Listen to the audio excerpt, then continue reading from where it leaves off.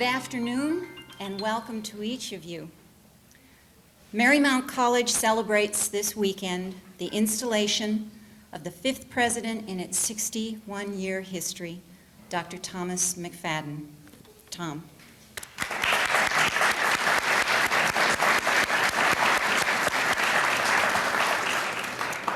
As Dr. McFadden shared in a letter of invitation to our students, the inauguration of a new president always presents an occasion for a college to celebrate its history and achievements.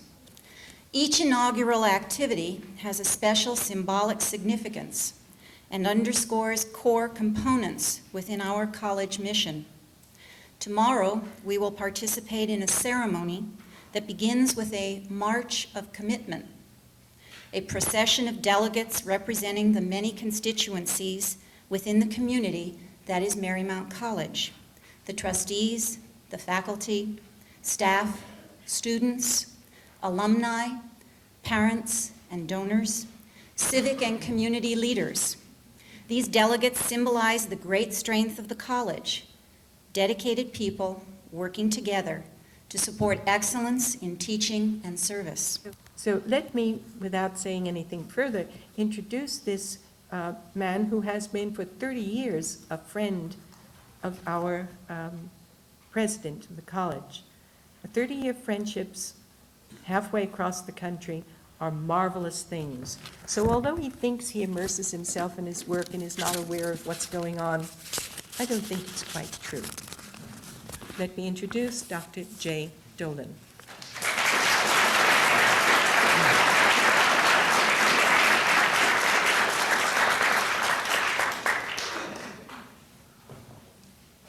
Thank you very much. I'm very happy to be here to honor Dr. McFadden. I've known him for many years.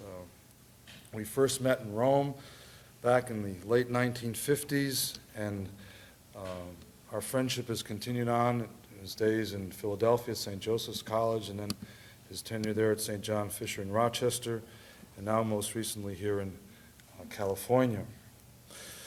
Who am I? I'm a historian. Historians like to read other people's mail, and it's interesting. And I do history and enjoy it very much, and that's kind of how I make my living. I just had a very interesting conversation a couple of days ago with a former student of mine who's up in San Francisco, and he came across the letters of Sister Corita Kent. Perhaps some of you in the audience will remember that name, who was a very well-known artist, sister of the Immaculate Heart of Mary Order and so on. And he came across these letters that she had written to this priest who was a close friend of hers from 1965 to 1970. And they really are a gold mine. And he was very excited about this and wants to publish them and so on, because it chronicles her odyssey as a woman religious, as a Catholic during those turbulent years of the 1960s. And that's what historians love.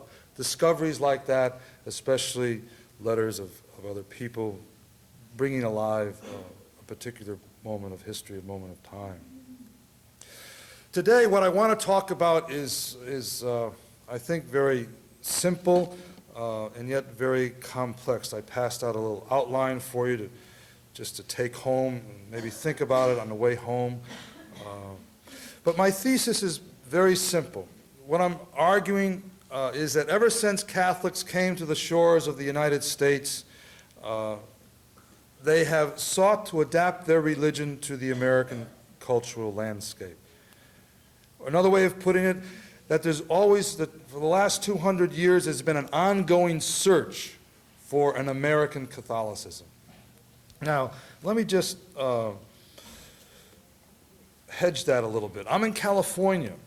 And I always remember when someone from Texas was saying we were celebrating the bicentennial in 1776 and 1976, and he said that date didn't mean anything to us in Texas, 1776. And I realized that this history out here in California is a very, very different history. Even the name Rancho Palos Verdes reminds us of the Hispanic history, the Hispanic heritage here in this part of the world, the Baja California and so on, and Alta California. And that's a period of history I'm very, very well aware of.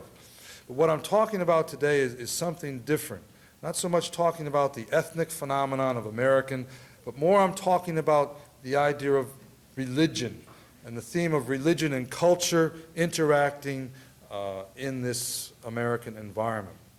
And what I want to do is look at three moments in time, kind of three snapshots. One 1800, one 1900, and then one today in our own time. And try and argue that at each of these moments in time, 1800, 1900, 1990, Catholicism and American culture have tried to have had this nervous relationship, if you wish, this interaction between the two. And I would argue that American culture has shaped Catholicism significantly each of these times. Another way of saying this is I'm looking for a usable past. We cannot know who we are unless we know who we were. That's a favorite line of mine. That, you know, as a family, if you know your family history, you know kind of where you come from, who you are. As a member of California, the state of California, you know something about the history, you know something about your personality, your neighborhood, your town, your city, whatever. As a Catholic, if you know something about its history, you can know something about who you are today as a Catholic. A usable past that you can use to make sense of your own time. I would like to cordially invite you to the reception that is immediately following in the Marymount Cafe. Thank you all very much.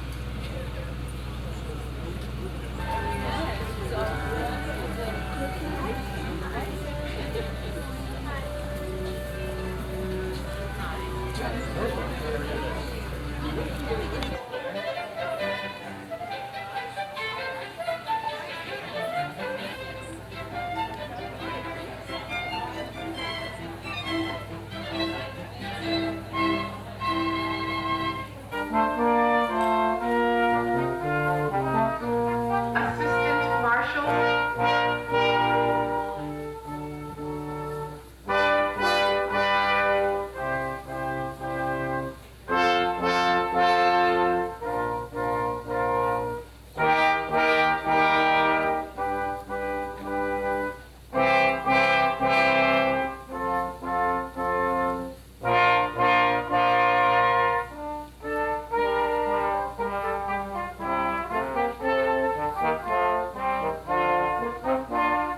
The Board of Trustees. The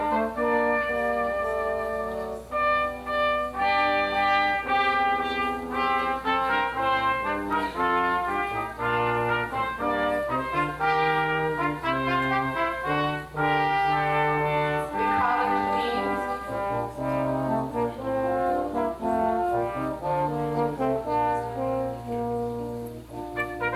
Honored guests. The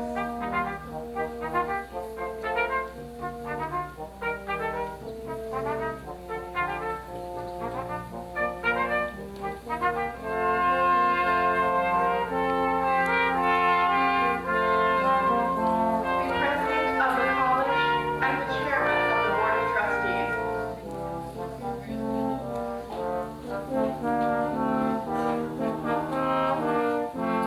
Ladies and gentlemen, distinguished guests, members of the college community, students, parents, special guests, welcome to Marymount College on this beautiful day. My name is Jim Reeves. I'm the Dean of Administration and Master of Ceremonies for today's celebration. Marymount College tells birthdays convenes today to install the fifth president in its 61-year history. The ceremony began with a procession of delegates symbolizing the dedicated people in higher education who provide excellent teaching and training for service to the communities that stretch far beyond the walls of the academic world. It is now my pleasure to introduce Dr. William Pickett, president of St. John Fisher College in Rochester, New York. Dr. Pickett is no stranger to California. Before assuming his duties as the first lay president of St. John Fisher, Dr. Pickett was the vice president for university relations at the University of San Diego. Please welcome Dr. Pickett.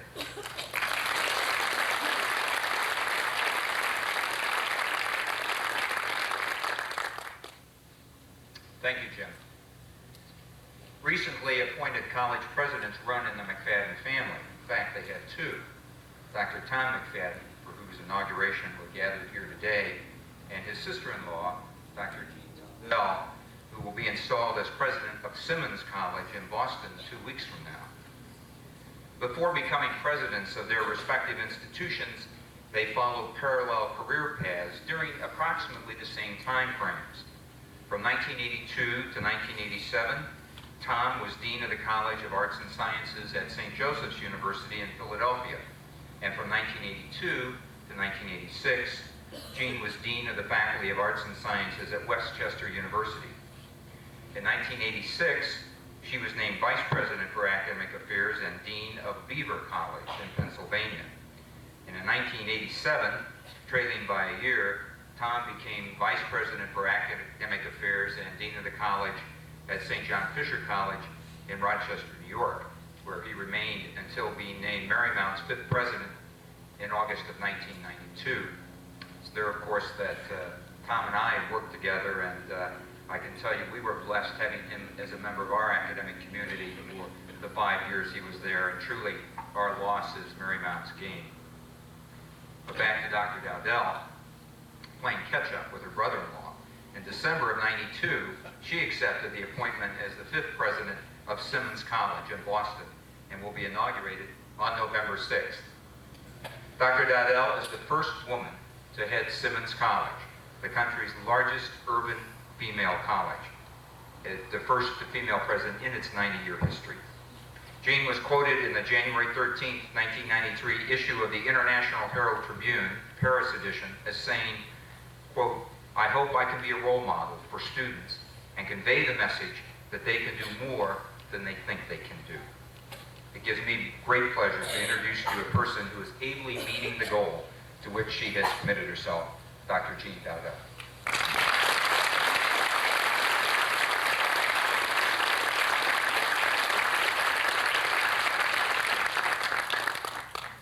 Thank you, Bill, for that wonderful introduction. I too want to welcome all of you to this splendid celebration and to thank you for the opportunity to participate in such an important occasion. Some time ago, a major figure in American politics, Adlai Stevenson, began a speech by reminding his audience that his job was to speak to them and their job was to listen. And then he said, "I fear that you will finish your job before I finish mine." Mindful of that observation, I will be brief. Tom McFadden and I are being inaugurated this fall as the fifth presidents of our colleges. Both of us have ample reason, therefore, to think about the question of what our respective colleges were founded to do, what their initial missions were, and how we as new presidents can help to fulfill those missions. My thesis today is straightforward. Colleges have a unique mission depending on a great measure of public trust. But today, higher education is being criticized as never before by those who believe that trust may have been violated. After examining trust, I will close with some comments to one group that is so molded by this value that they are literally called trustees. College presidents must strengthen trust in our colleges, and we must do this urgently and with the full support and expanded participation of our boards of trustees. Recently, the governor of Minnesota observed that higher education is the next healthcare crisis of the 90s. Colleges and universities are inaccessible and unaffordable at the same time as they refuse to be held accountable. The governor has certainly touched on three major issues, the three A's of accessibility, affordability, and accountability that preoccupy us today in higher education. Accessibility and affordability are very serious problems, and they are worsened right now by the state of the economy and the consequently weakened flow of public money. Of the three, the most enduring and intriguing is accountability. And since it is an issue of presidential and trustee responsibility, I'd like to focus on that. In private higher education, accountability means, in part, how well the college, its president and staff, successfully pursue the mission of its founders. Remaining faithful to the college's mission does not mean that the college can't adapt to the many opportunities or threats that surround it. Marymount is a particularly good example of a college that has remained faithful to its goals while engaging in considerable organizational change. Over its history, it has changed its location, gone from being an all-women's college to a co-ed institution, played a major role in founding yet another institution, Loyola Marymount University, and changed its curriculum several times. One of its most successful adaptations has been to lead the way in attracting a sizable international student body, long before that became trendy at other institutions. And so Marymount is on the leading edge of the effort to adapt our campuses to a relentlessly shrinking world. In addition to sustaining the founding mission, accountability has other meanings.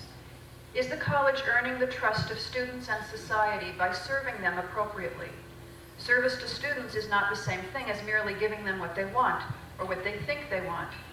Instead, colleges are truly professional organizations which serve the long-term needs of their clients by sometimes criticizing or even opposing their short-term demands. In this sense, colleges don't really sell a product or even allow clients to buy a service. Colleges try to educate in the best interests of both students and society. I think it's important to remind ourselves periodically that colleges exist to pose the big and tough questions about human life, questions of meaning and value and truth.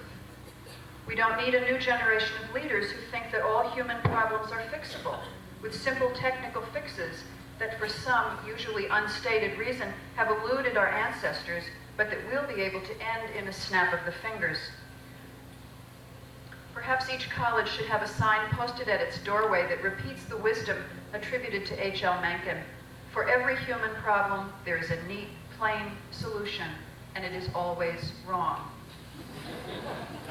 What we need are new leaders who understand that many serious human troubles can and must be addressed, but simply can't be solved in some neat, tidy, or simple way. There can be no evasion of death, but there are ways of dying with dignity. Societies will always have conflict, but conflict does not always have to lead to violence. Some human problems can be solved only to be replaced by new ones. We have conquered some of the most terrifying human diseases, only to see new ones like AIDS make a mockery of our science. So at their best, colleges help their students develop wisdom. But trying to be accountable, how can we evaluate the development of wisdom?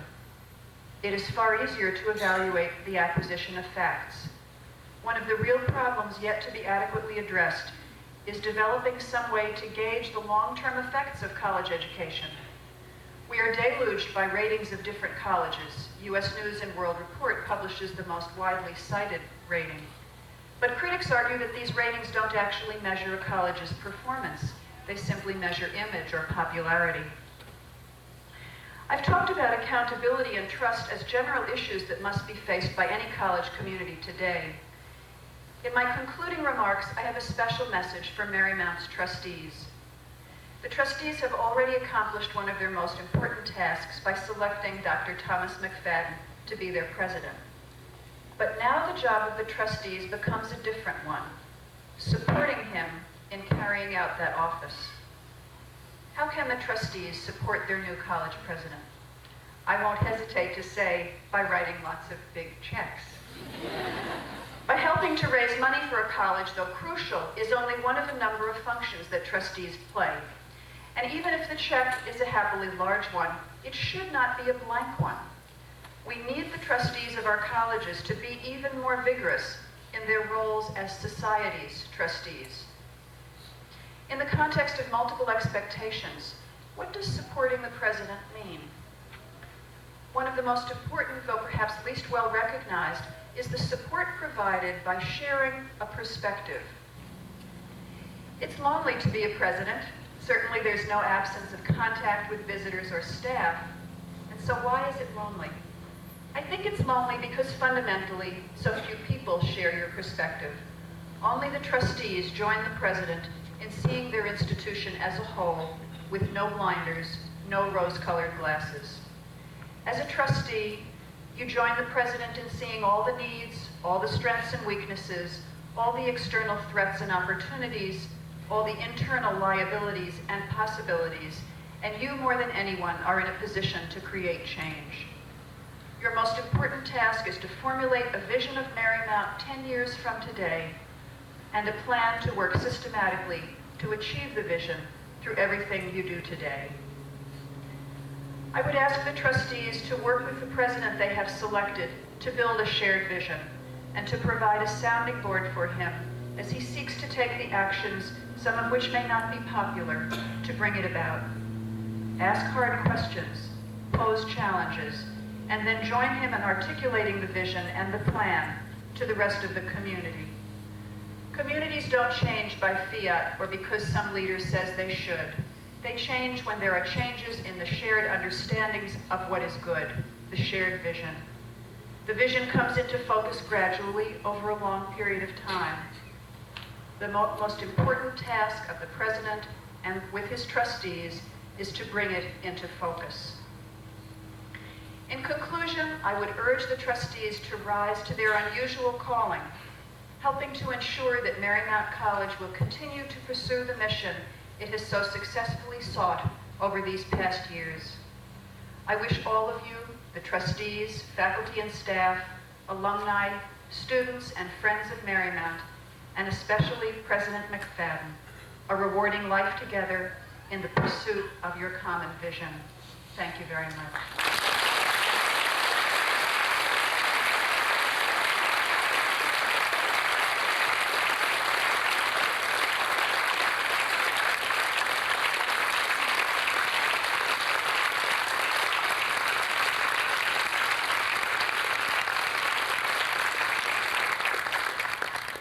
At this time, I would like to ask Dr. Mary Ellen Getzdecki, Dean of Academic Affairs, and Ms. Joni Conley, Dean of Student Development Services, to approach the podium to induct Dr. Jadell into the Order of Honorary Fellows.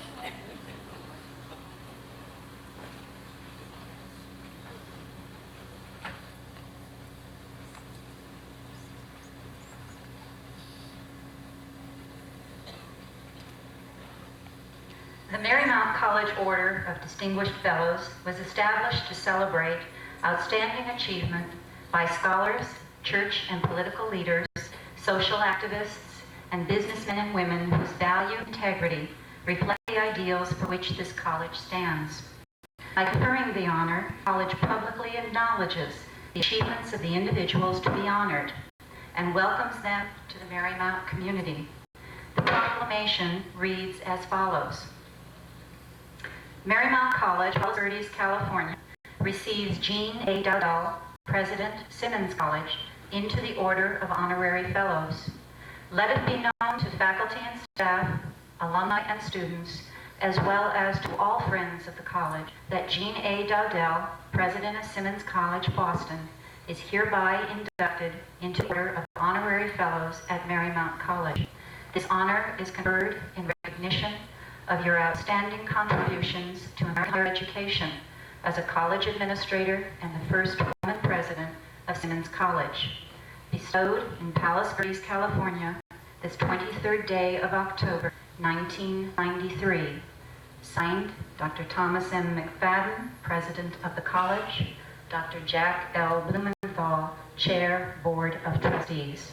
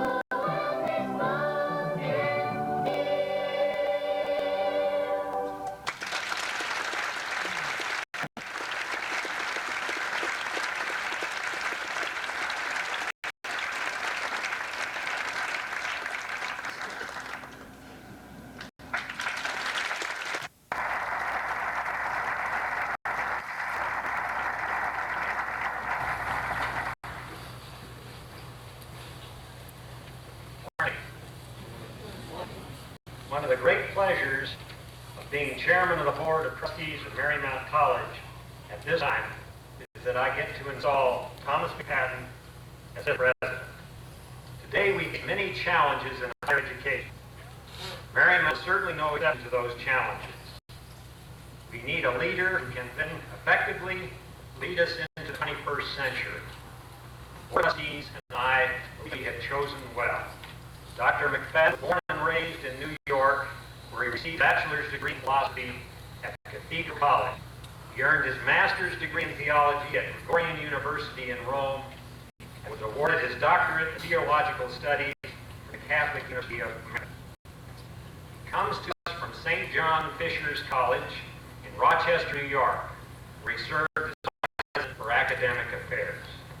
I present to you Thomas Moore McFadden, who we now inaugurate as the president of Marymount College.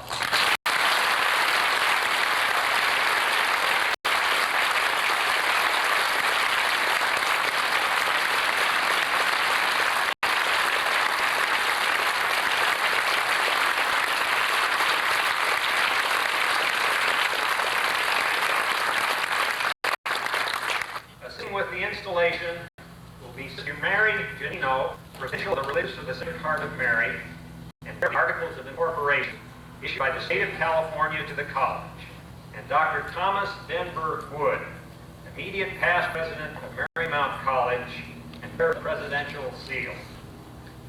On behalf of the Board of Trustees of Marymount College, under the Articles of Incorporation issued by the State of California, I hereby install you as the 5th president of Marymount College.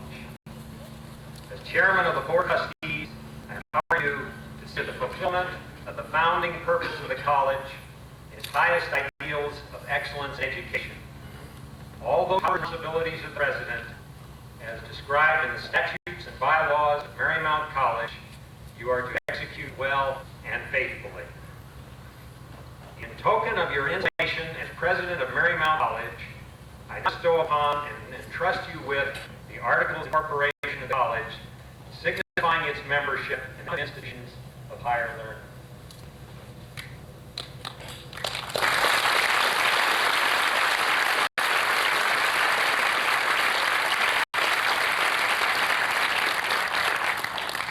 In further token of this installation, I now bestow upon and entrust you with presidency, signifying your new office.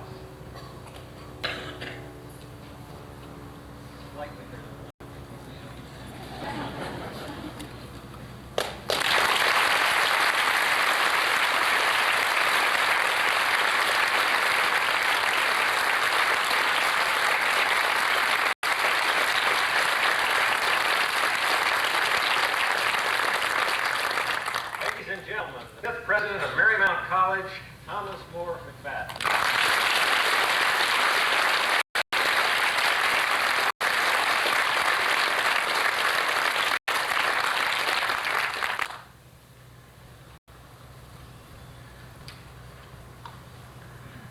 Thank you very much, Dr. Blumenthal, Mary Janino, and all of you who are sharing this wonderful with us.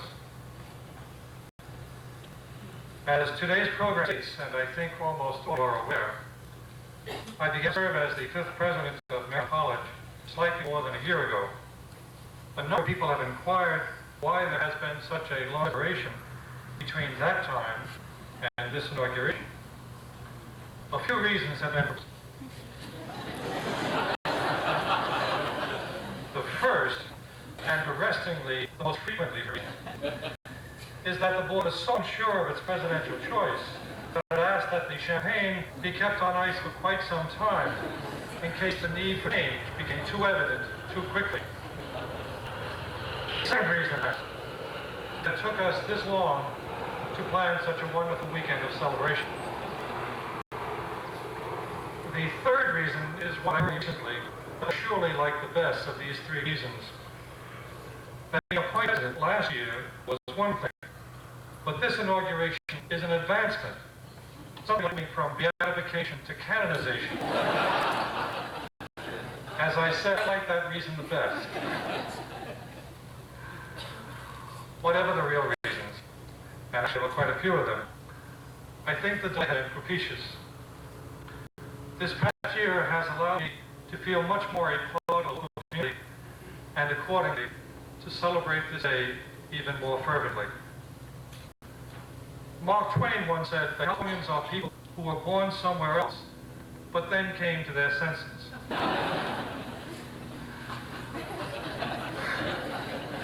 I know that it's not fashionable these days to say nice things about California, but Monica and I have been greatly impressed with the warmth and hospitality of our new friends in the South Bay. Appreciate the welcome to us and your participation in this event.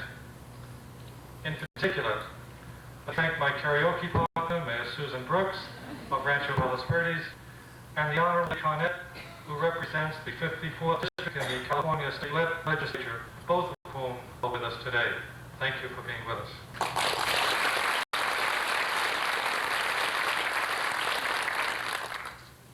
But if the inauguration delay has let me appreciate the local community better, even more significantly, has the delay let me come to know Marymount faculty, staff, and students. To join them in this wonderful institution is a privilege that I recognize more clearly after being among them for these past 14 months than I ever could have the past months. For this reason, perhaps more than ever, I am very glad that we waited. Unlike the ritual religion, there is, as far as I know, no prescribed set of ceremonies for the inauguration of college presidents.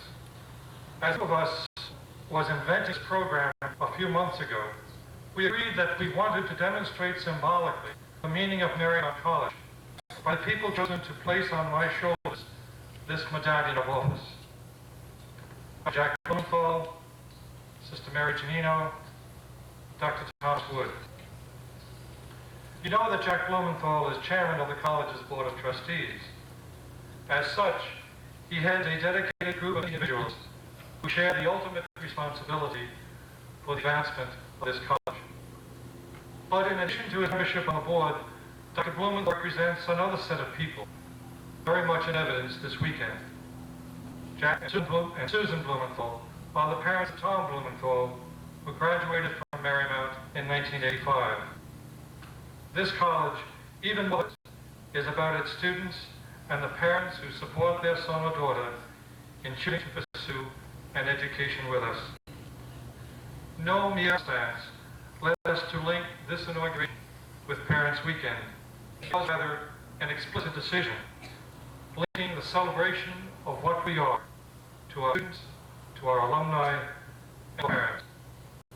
To the parents, students, and alumni who are with us this morning, I both thank you for choosing to be a part of the Marymount tradition and pledge that we provide the education that you sought in choosing us. Sister Mary Janino, the Provincial Superior of the Religious Sisters of the Sacred Heart of Mary.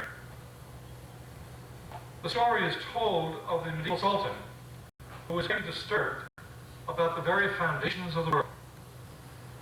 He summoned his most respected advisor and asked him, "Who is holding up the world?" Majesty, replied the advisor, "The earth rests on the back of a giant elephant." The Sultan sighed for a while, then summoned the sage advisor once more, and what he asked is holding up the elephant. The counselor looked at the Sultan and said, "The elephant stands on the back of a giant turtle."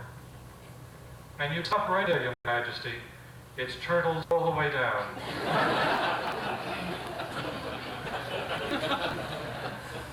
Sister Mary, I hope that you can forgive the analogy. But when we see the very foundations of this college, it is not turtles, but sisters all down. From its origins in 1902 and throughout its history, Marymount has been formed by the Christian vision of faith and service that define the RSHM order. Granted, these are different times from the year 2, and the college's relationship with the order has changed both juridically and operationally. But their tradition, our tradition, remain very much alive and influential in the way in which we understand ourselves and base the values according to which we try to treat each other and conduct our education.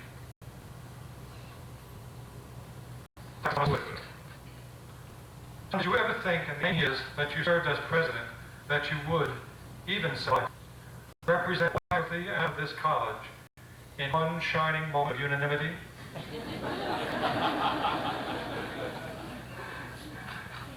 Yet that is what good presidents do, and you were a very good president. You stood for, among other values, the belief that all students, both the accomplished and the not yet accomplished, could excel in a setting of care and concern of small class sizes and dedicated faculty. You stood for the spirit and hope that defines this college, that informs the teaching of our faculty and the work of our staff. It is these dedicated people, faculty and staff, present and past, whom we most celebrate today. Fitting, I think, as the new president of Marymount College, I want to say something about this defining spirit and defining hope. Annie Dillard, in her wonderful book, Pilgrim at Tinker's Creek, retells a story that vastly amused the great English poet and playwright T.S. Eliot. Eliot was surprised one day when he got into a London cab, only to be asked by the driver, "Where to, Mr. Eliot?" The driver explained that he had a great eye for celebrity, and went on to tell how the day before he picked up the renowned philosopher, Sir Bertrand Russell. "I asked Lord Russell," the cab driver said, "I asked Lord Russell, what is the meaning of life? The meaning of existence itself. And do you know, Mr. Eliot, he gave me the answer." I wonder if students share the London cabbie's disappointment. You pay your tuition for a lot's education and ask your teachers what existence means. And by gosh, they can't give you the answer. But this lack of answer is surely not a word on the existential questions that we are compelled by life itself to ask. One of my favorite books is the 1982 novel, The Colorful, by Alice Walker. She writes in an African-American dialogue I will not try to replicate. But here is some dialogue between two of the central characters in that novel, Shug. "Anyhow," Shug said, "do you know how it is? You ask one question and it leads to 15. I start to wonder why we need love, why we suffer, why we're black, why we are men and women. Where do children really come? It didn't take long to realize that I don't know what they mean. Now, if you ask why you're black, or why you're a man or a woman, it doesn't mean nothing. You don't ask why you're here, period. So what do you think?" Silly asked. Shug responded, "I think we're here to wonder, to ask, and in wondering about the big things, you learn about the little ones all by accident. But you never know nothing more about big things than you start out with. The more I wonder," Shug said, "the more I love." "And people start to love you back, I bet," Celia said. "They do," Shug said, surprised. "They do." I agree completely either with Bertrand Russell or Alice Walker about the total lack of answers to big questions. But I do know this. Wisdom is not having all the answers. Wisdom is rather to be all lost in wonder. It is to ask, to love, and to be loved back. It is to live by trust in each other and by faith in God when indeed we have no answers. Can that be what a liberal arts college in the Catholic tradition of American education reaches? I think so. It is what Marymount has done in the past and what I trust and pray we will continue to do together in our future. To wonder together, to ask together, to love and be loved in return. That's a wonderful mission, and I'm proud of it. Thank you all for being with us today to celebrate this legacy.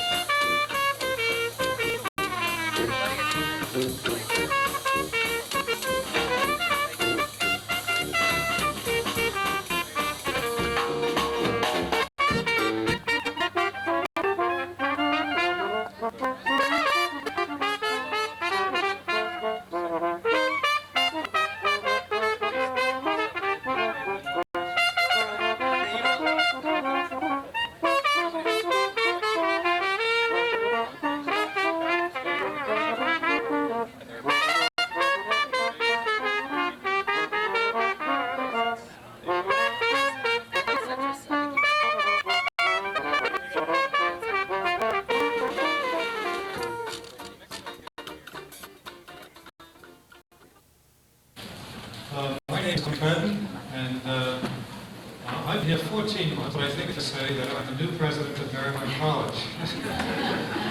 I'm not sure that the schedule has allowed you, but we had the inauguration at 11 o'clock this morning, and it went very well. Right now, the Board of Trustees is stuck with me. They can't get rid of me. They've inaugurated me. They've given me a medallion and everything else, so I'm here to stay. We hope today to respond to your questions, to talk to you about a variety of issues that perhaps are close in your mind. We have a solid program planned for you for the rest of the afternoon. And certainly a major part of that is the opportunity for you to tell us what concerns you have and how we might better respond to some of the things. To be said also, the mission we feel that we have in college and the way that we try to function. So again, thanks for being here today, but certainly even more so, thank you for entrusting us with the education of your son and daughter. We start off with convocation and formal welcome, and ceremonial celebration, symbolic initiation, or rite of passage, if you will, to connect our new students to our institution and to constitution to the new students. Also suggest then that we take freshmen seriously. We followed with new student orientation, which was a preparatory experience for new students in advance of their first semester, designed to give them a sneak preview of what the two-year experience would be like at Marymount, to connect them with their freshmen years, and to connect them with their key support agents on campus, sophomores, faculty, and student life professionals. You might want to look at new student orientation as almost an attempt to anticipate the adjustments that freshmen would make during their first year, an inoculation before the experience, if you will. We try to offer places to accommodate as many students as we can to live, love, and house from Kailua or some of these other places. And so they go ahead and test during the regular orientation week. We generally need to do it. Students are beginning their second week from over inside a little bit more. Her eye tells you whatever inside feeling that you get when your eyes say it. Don't say it's an oval or your eyes are blue. It says, okay, we're doing this lab. We need more space than that.